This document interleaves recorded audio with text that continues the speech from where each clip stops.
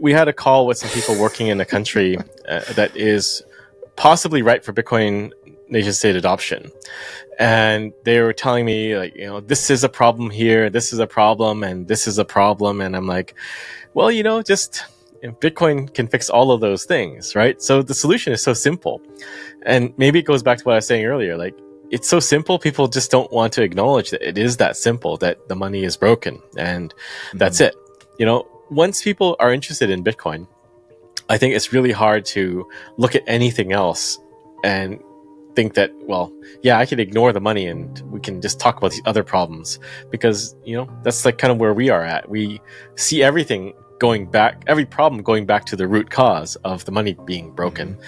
And that's all we think about. The Bitcoin revolution is taking shape in government corridors rather than just in internet businesses or boardrooms. A monetary reset is being covertly prepared by nations all over the world as sovereign debt soars and fiat currencies teeter on the verge of collapse. Samson Moe, the former Blockstream executive, current CEO of Jan3, and the driving force pushing nation-state adoption of Bitcoin, is at the forefront of that movement. According to Moe, the goal here is survival, not conjecture. Moe sees something much more significant than the mainstream media's obsession with ETF flows and spot price rumors. A worldwide supply shock brought on by nations vying for a piece of the final 21 million. The announcement of a massive Bitcoin accumulation by a single significant nation-state might trigger a geopolitical chain reaction in which whole countries, central banks, and sovereign wealth funds start hoarding Bitcoin as if it were their currency. Remember to click the subscribe button and enable notifications to ensure that you never miss our most recent analysis. Thank you, and enjoy the video. We had a call with some people working in a country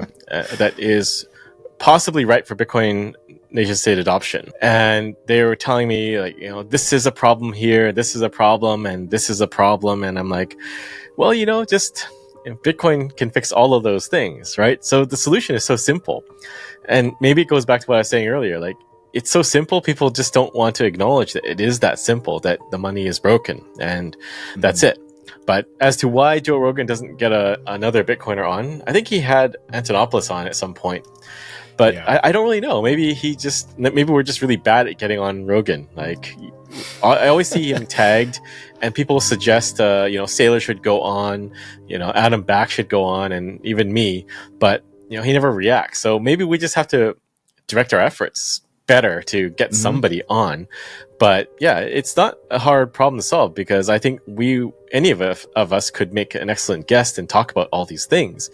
And I don't think it's a conspiracy from his part that he doesn't want to get the solution. But, there's always a hotter topic that will generate more views than the money is broken, unfortunately for us. But, once people are interested in Bitcoin, I think it's really hard to look at anything else and think that, well, yeah, I can ignore the money and we can just talk about these other problems, because, that's like kind of where we are at. We see every problem going back to the root cause of the money being broken.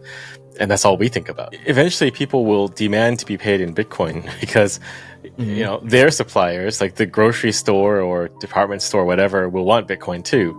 So it's just like an amplification of demand from all parts of society that want Bitcoin. So eventually, you working for a company will have to ask the company, like, pay me in Bitcoin, because I can't buy groceries with this paper anymore. But hyper-Bitcoinization depends on how you define it, but I define it as the point at which you no longer need to convert Bitcoin to fiat anymore. You can just live on a Bitcoin standard and earn sats and spend sats. But I believe it's coming faster than most people would expect, because these types of changes in money, in the base money that everyone uses, are very quick changes. It's not a slow, gradual progression where, in 2 years, maybe we'll be at 20%, and then another 2 years we'll be at 40%. It's quite exponential, because when most people stop wanting the fiat, then everyone stops wanting the fiat, because it's like a race against time to get rid of the fiat and get into something harder, which is Bitcoin. We'll look back at the period up till 1971 as the monetary dark ages, this period of time in which nothing really made sense. Because if you think about it, when we went off the gold standard, all of a sudden, this paper that was designed to represent gold, it's a IOU for gold, suddenly was disconnected. And you could now take this paper, and whoever can print the paper can make more of it to buy back that asset that was supposed to be represented by that paper. So it's like bizarro world. Nothing really makes sense anymore because you have a relatively finite hard asset in gold, and you have, a representation of that asset in terms of paper or digital paper, whatever you want to call that. And now this can buy all of this.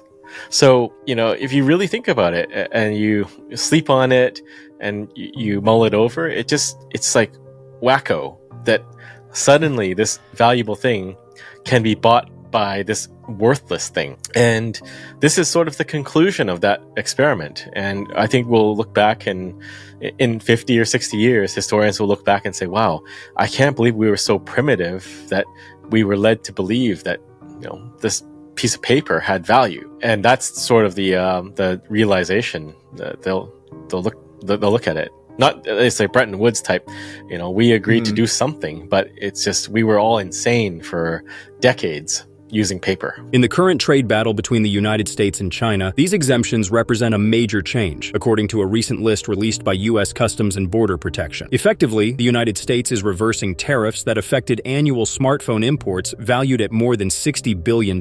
This unexpected action caused the market to respond strongly in a bullish manner, particularly for Bitcoin. According to some researchers, this might be the beginning of a much bigger trend. The Omega Candle pattern, a technical indicator that frequently heralds significant rallies following protracted downtrends, is in line with the price movement. However, trade policy isn't the only issue here. It represents a more significant change in the world economy. Bitcoin is rapidly emerging as the go-to hedge as confidence in conventional financial systems declines. Bond markets exhibit indications of strain, and disinflationary pressure increases. Don't forget to subscribe and hit the bell icon to stay updated on our latest videos. We'd love to hear your thoughts in the comments. Now let's dive back into the interview. So we did see a case of this in Suriname. So we're engaging with the central bank there to allocate 1% to Bitcoin.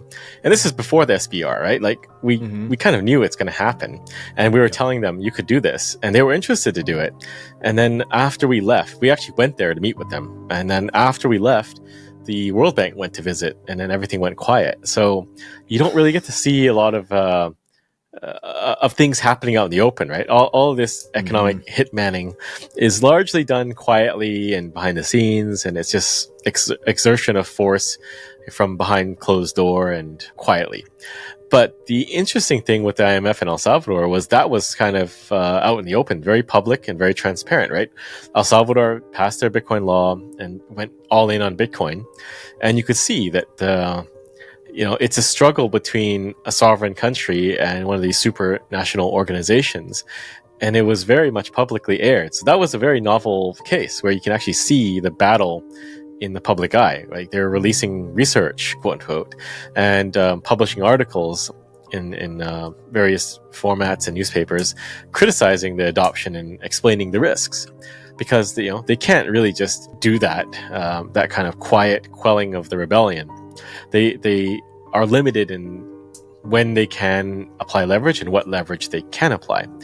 So yeah, I mean, it was very interesting. And now we see that they have an agreement with El Salvador, and it seems El Salvador agreed begrudgingly, but you can see it all playing out. And the question really is, how much longer can that go on as more countries look towards Bitcoin as the solution to their problems, which it is, and the kind of normalization of Bitcoin strategies, especially from the US. Like if even before the SBR, you could look to the ETFs and say the largest asset manager on the planet has launched a Bitcoin ETF.